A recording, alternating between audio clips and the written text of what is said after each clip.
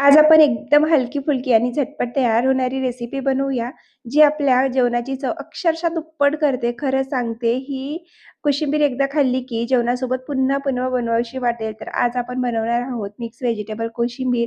बनवायला अतिशय सोपी, झटपट तयार होते आणि चवीला अप्रतिम लागते. चला तर मग जास्त वेळ न घालवता पटकन आपल्या या रेसिपीला सुरुवात करूया.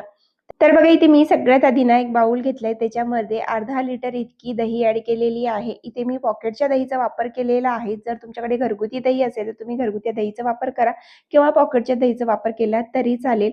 फक्त दही गोड वापरा, जास्त आंबट दही वापरू नका. गोड दह्यापासून ना खूप सुंदर अशी ही कोशिंबीर बनून तयार होते. त्याच्यामध्ये ना आपल्याला एक काकडी आधी सोलून घ्यायचं, त्यानंतर बारीक-बारीक चिरून घ्यायची, ती ॲड केलेली आहे.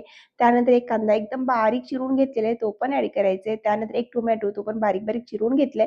टोमॅटो ॲड केल्यानंतर थोडीशी इथे कोथिंबीर ॲड केलेली आहे. थोडंसं पुदिना ॲड केलं, 1 चमचाभर कोथिंबीर, 1 चमचाभर पुदिना ॲड केलेला आहे. त्यानंतर अर्धा चमचा चवीनुसार मीठ ॲड करायचं आहे. हे सगळं छान आपल्याला एकजीव करून घ्यायचं, व्यवस्थित मिक्स करायचं आहे. इथे मी कोशिंबीरला तडका देणार नाहीये. जर तुम्हाला कोशिंबीरला तडका द्यायचा असेल ना, एकदम सिंपल तडका आहे बघा, पण मला सिंपल आवडते म्हणून मी सिंपल ठेवलेली आहे. तडका द्यायचा असेल तर एक पॅन घ्यायचा, त्याच्यामध्ये 1 चमचाभर तेल ॲड करायचं, थोडीशी पाव चमचा मोहरी ॲड करायची, 2-4 कढीपत्त्याचे पाने ॲड करायचे आणि तो तडका आपल्याला याच्यामध्ये ॲड करून घ्यायचा आहे कोशिंबीरमध्ये. आणि इथे आपली एकदम सिंपल पद्धतीची पण चवीला अप्रतिम असणारी कोशिंबीर बनून तयार झालेली आहे. कशी वाटली रेसिपी कमेंट करून नक्की सांगा.